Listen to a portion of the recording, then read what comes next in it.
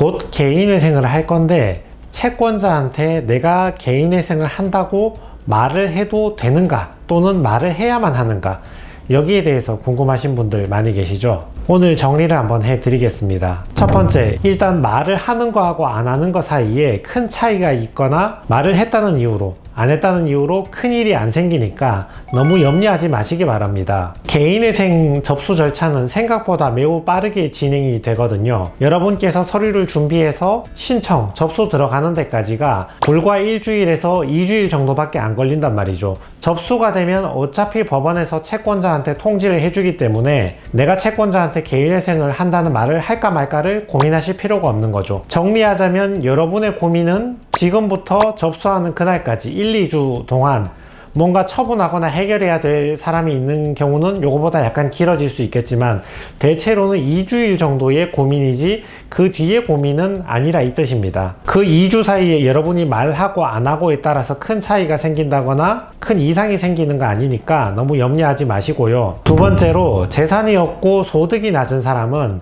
최대한 빨리 말해 주시기 바랍니다. 이런 분들은 그냥 개인회생 한다고 대놓고 말씀하셔도 됩니다. 내가 소유하는 재산도 없고 내가 지금 개인회생 준비 중이니까 2주일 있다가 접수되면 사건 번호를 보내주겠다, 그러니까 기다려달라, 이렇게 말씀하시면 됩니다. 채권자들이 대부분은 사건 번호 줄 때까지 기다리고 있거든요. 그러니까 개인회생 했다고 최대한 빨리 알려주시기 바랍니다. 이런 분들은 어차피 개인회생 한다는 사실을 알려주신다고 하더라도 채권자로부터 가압류가 될 만한 재산도 없고 또 채권자 입장에서도 채무자가 가진 재산도 없고 받는 월급도 압류 금지 범위인 소액하고 별 차이도 없으니까 월급 압류도 별 실익이 없다, 이렇게 생각하면 채권자의 기대치도 굉장히 낮거든요. 내가 서울의 어디 사무실에 개인회생을 맡겼으니까 궁금하시면 그 사무실에 전화해서 물어보시기 바랍니다, 이렇게 말씀하셔도 됩니다. 참고로 채권자가 사건 번호를 일주일 뒤에라도 불러달라고 하는 이유는 개인회생을 접수 안 해놓고 접수했다고 거짓말하는 사람들이 있으니까 실제로 접수했는지 확인을 하려는 것입니다. 세 번째는, 아파트나 소액 보증금이 아닌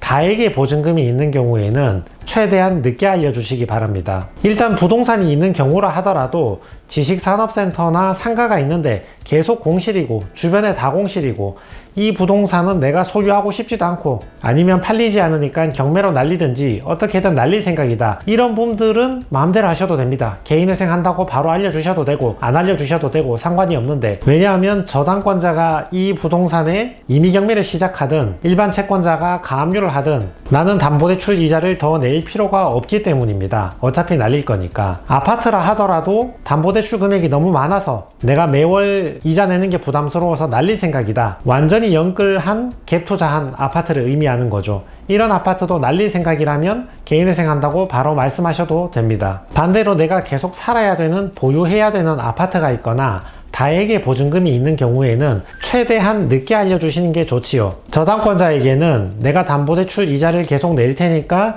이 집을 인가 후에라도 경매를 넘기지 말고 내가 살 수 있게 협조를 좀 해달라, 이렇게 협조를 구하고 담보대출 이자를 계속 내야 되는데 대체로 1금융권은 협의가 잘 안되고 경매를 넘기는 경우가 많고 2금융권 이하에서는 이자를 받고 경매를 넘기지 않는 경우도 많이 있습니다. 일반 채권자 같은 경우도 연체가 되어버리면 돈을 받지 못했기 때문에 부동산에 가압류를 설정해도 되거든요. 채무자 입장에서는 저 집을 한번 팔아보려고 하는데 채권자가 덜컥 가압류를 해버리면 파는 것이 힘들겠죠. 가압류 상태에서 법적으로 매매가 불가능한 건 아닙니다.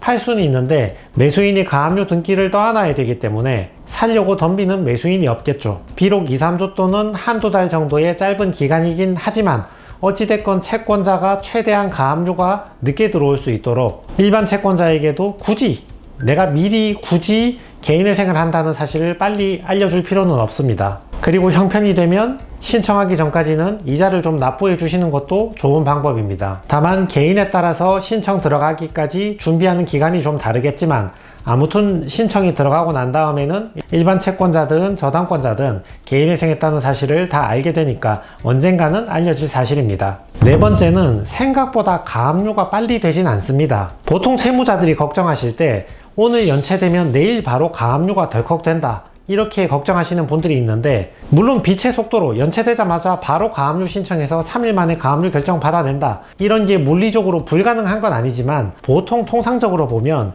연체가 됐을 때 전화로 안내하고 전화로 독촉하고, 채무자가 변제할 기미를 안 보이면 법조치 예고 통지서도 보내고, 그 다음에서야 가압류를 신청하고 1, 2주 정도 기간 후에 가압류 결정이 내려지거든요. 그러니까 연체될 때쯤 개인회생 할까 말까 이때부터 신청이 들어갈 때가 보통 1, 2주, 길어봐야 한 달이니까 이 사이에 가압류가 치고 들어오는 경우는 거의 없습니다. 있긴 있는데 대체로는 연체되고 상당기간 망설였던 분들, 이미 변호사 상담을 오기 전에 채권자 쪽에서 가압류 신청했던 경우가 대부분이지, 이제 막 연체돼서 변호사 사무실 와서 상담하고 정상적인 속도로 접수하는 경우에는 내가 상담할 때부터 접수하는 이 사이에 가압류가 치고 들어오는 경우는 굉장히 드문 경우입니다. 다섯 번째는 압류나 가압류가 된다 하더라도 결국은 개인회생 인가 결정이 나면 풀 수 있습니다.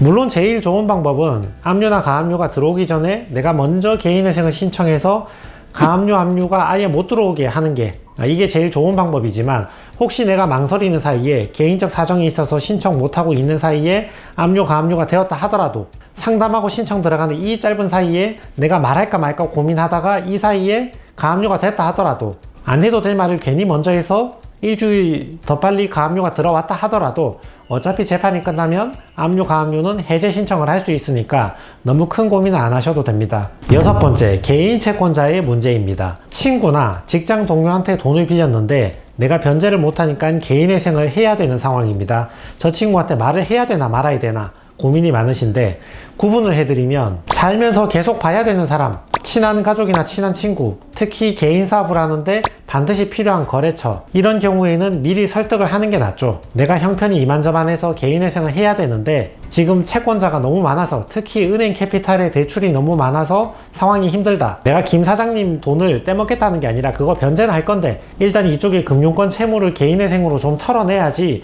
김 사장님 돈을 더 열심히 변제해 줄 수 있으니까 개인회생이 시작되더라도 놀라지 마시라, 이런 식으로 사전에 미리 좀 설득해 두시면 훨씬 더 부드러운 개인회생 절차 진행이 가능합니다. 근데 상거래처인데 내가 어차피 폐업할 거야, 저 분야의 장사를 다시 할 것도 아니고 아닌 말로 또 볼 일도 없다, 이런 관계라면 굳이 말씀 안 하셔도 괜찮습니다. 본인이 그 사람에게 미리 통지해도 되지만 마음이 너무 불편해서 보기가 불편한 경우에는 그냥 개인회생을 바로 신청하셔도 어차피 2주나 3주 후에는 법원에서 채권자한테 알려줄 것이니까, 얘기를 하든 얘기를 하지 않든 시간적으로 큰 차이 없이 채권자는 알게 될 것입니다. 일곱 번째, 채권자의 공갈포에 너무 겁먹거나 속으실 필요 없고 무리한 변제 행위를 하지 않도록 주의를 부탁드립니다. 내가 개인회생을 한다고 말을 했을 때 채권자가 그 사실을 인지하고 변제 각서를 적자, 변제 합의서를 적자, 몇 번은 더 변제해달라, 그렇게 하지 않는다면 내가 개인회생 안되게 하겠다, 이의 신청하겠다,